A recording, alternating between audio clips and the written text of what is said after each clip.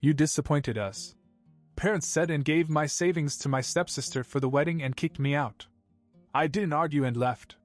On the wedding day, I aimed to shock everyone and now you let us down, my father said, his face hard and unyielding. Diane stood next to him with her arms crossed, as if she dared me to say anything back. Jessica smiled from the corner of the room, clearly loving every second of it. They wanted my $15,000. My savings. The money I'd worked every weekend and late shift for 2 years to save for college. And now, because I refused to hand it over for Jessica's wedding, I was the bad guy. It's for my future, I said. You told me you weren't going to help with college. That's why I worked for it. Dad didn't care. Diane didn't care. All that mattered was Jessica's dream wedding to her shady 41-year-old boyfriend, Bradley.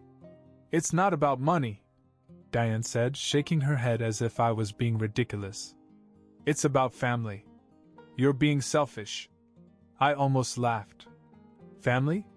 Jessica barely acknowledged me on a good day. Diane treated me like an unwanted guest. And Dad, well, he hadn't been on my side from the moment I moved in. He never believed in me. Never supported me. But I kept my mouth shut.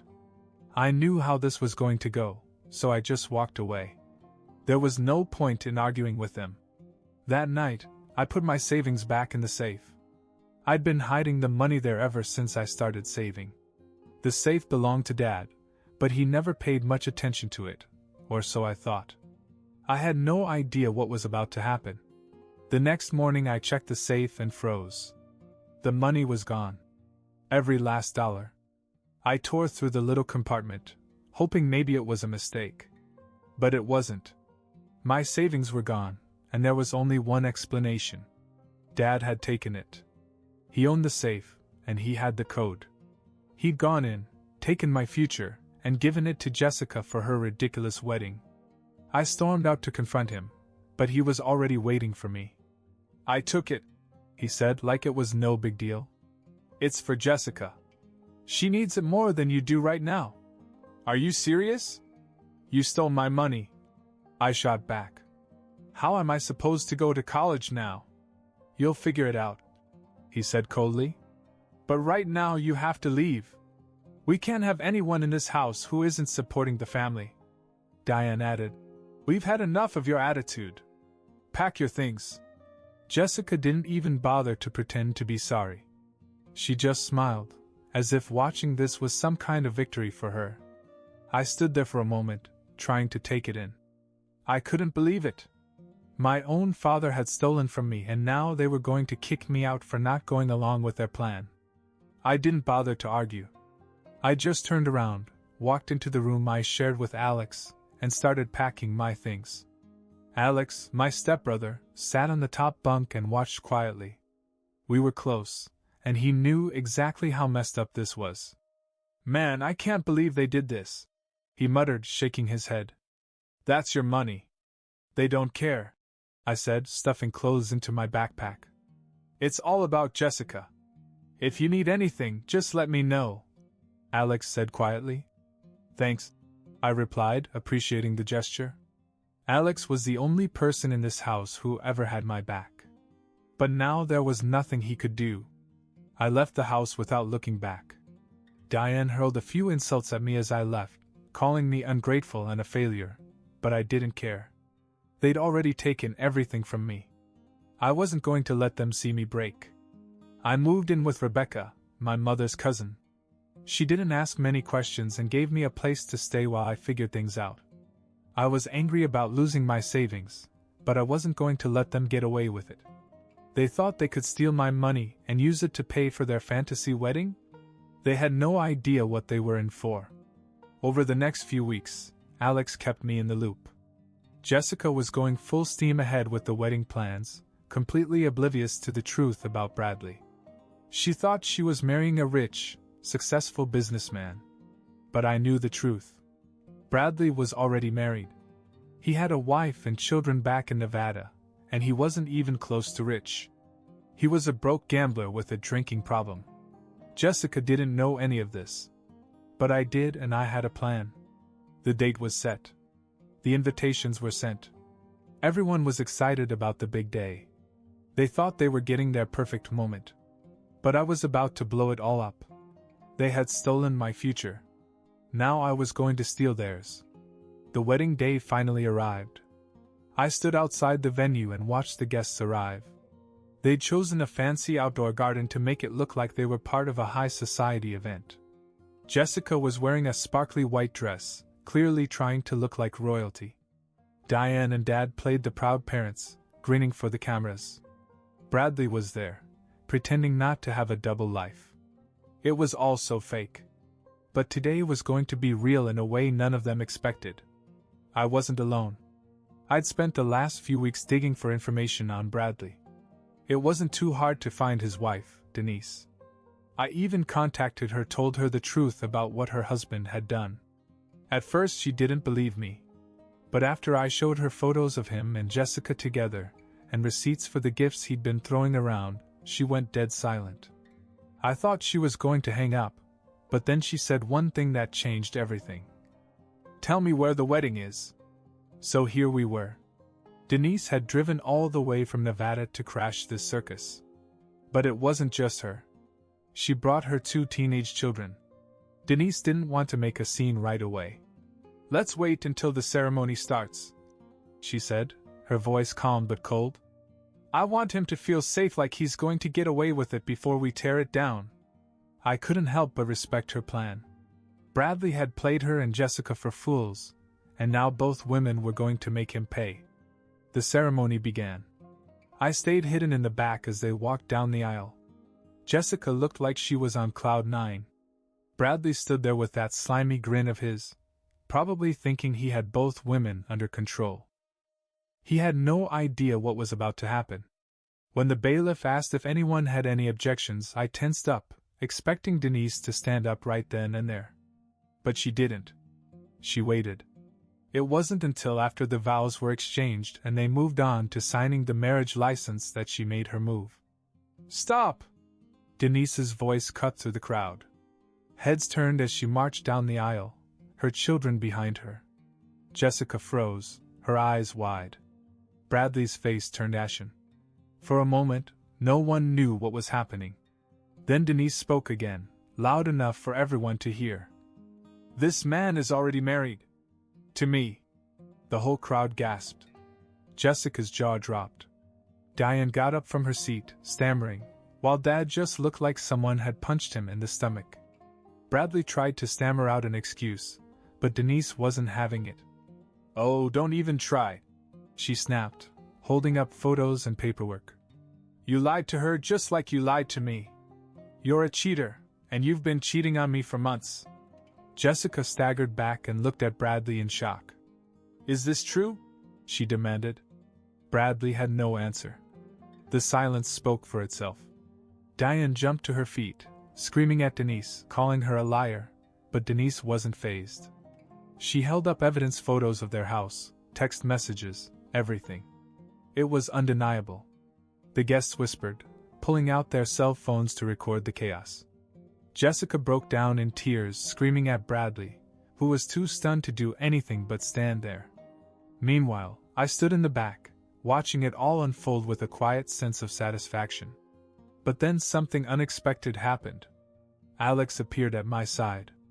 "You didn't think I was going to let you do this alone, did you?" I blinked in surprise. "How did you know I'd be here?" "I heard Dad and Diane talking about how they were finally going to fix the family image today," he said, rolling his eyes. "Figured you had something planned." He grinned. "You didn't disappoint." We both stood there watching the scene unfold. Bradley tried to make a run for it, but Denise wasn't done with him yet. "Oh, no, you're not," she said, grabbing his arm. "You're coming home with me. We have divorce papers to sign." Jessica sobbed uncontrollably and Diane tried to calm her down. Dad looked like he wanted to disappear into the ground. I could hear him muttering something about how this would ruin their reputation.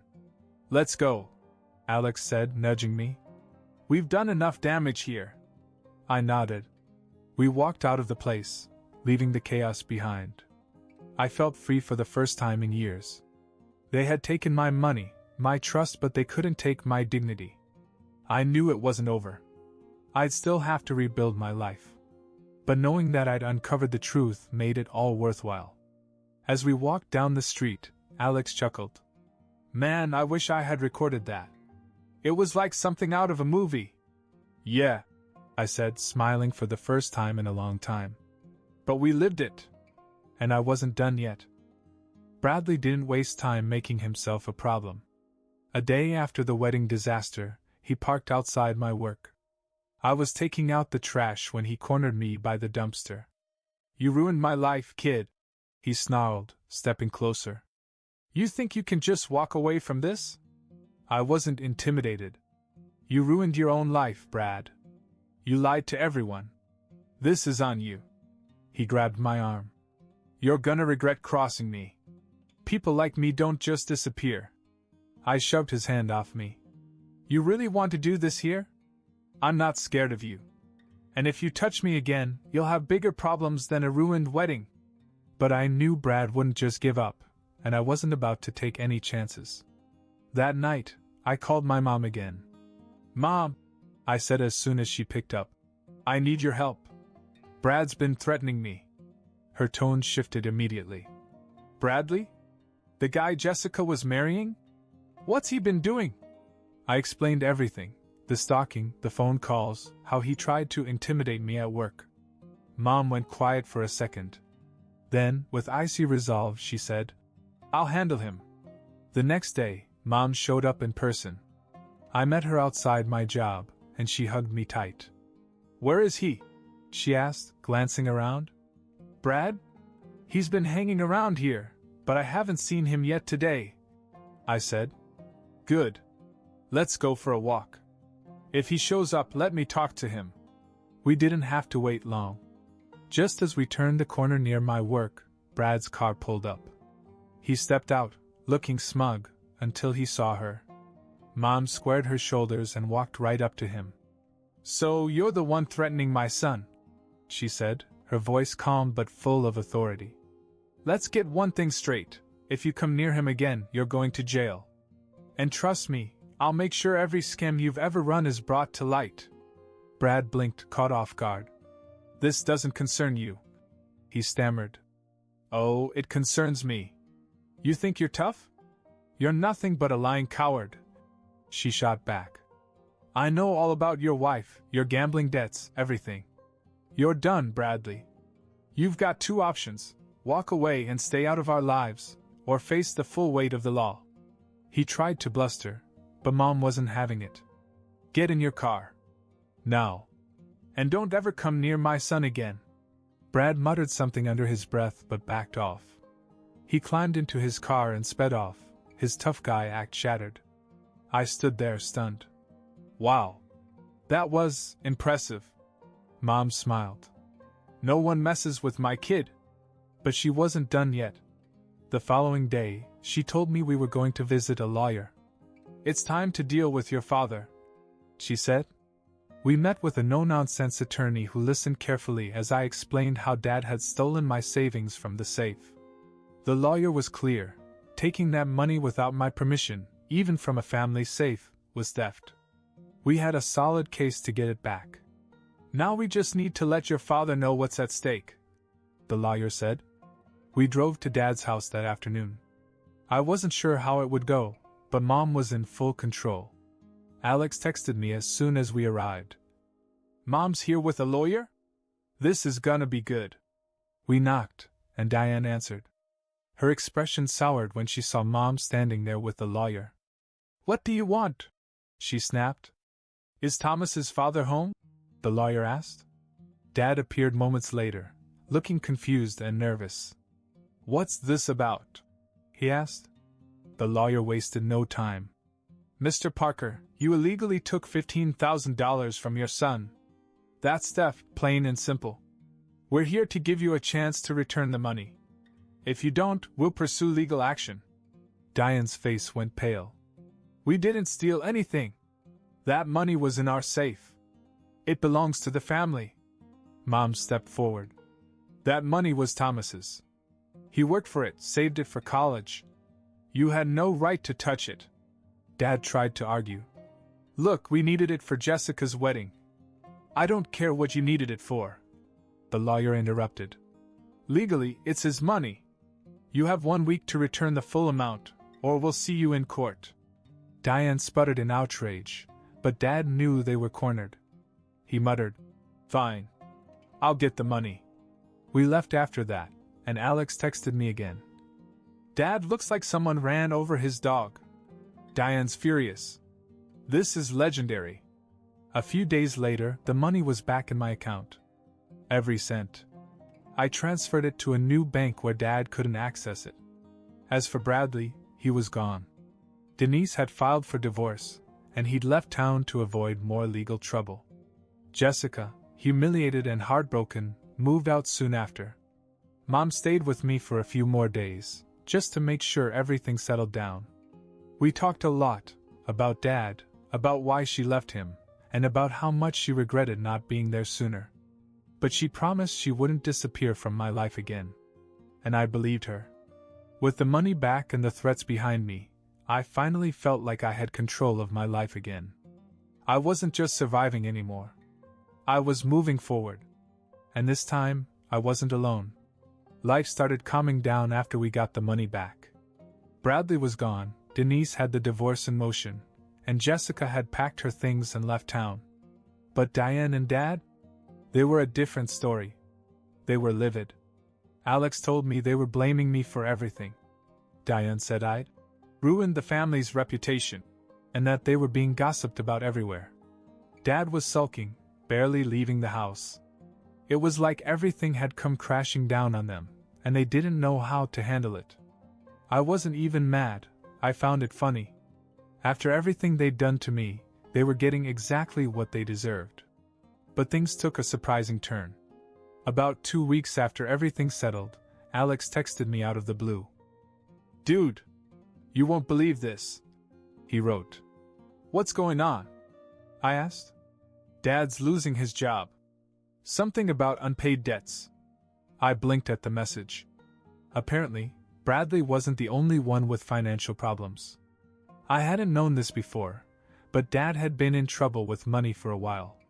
He'd been borrowing from people, probably expecting Bradley to help him out eventually, and now the bills were coming due. Diane had been counting on Jessica's marriage to Bradley to bail them out. But with that mess blown apart, they were in deep trouble. It wasn't long before they had to sell the house.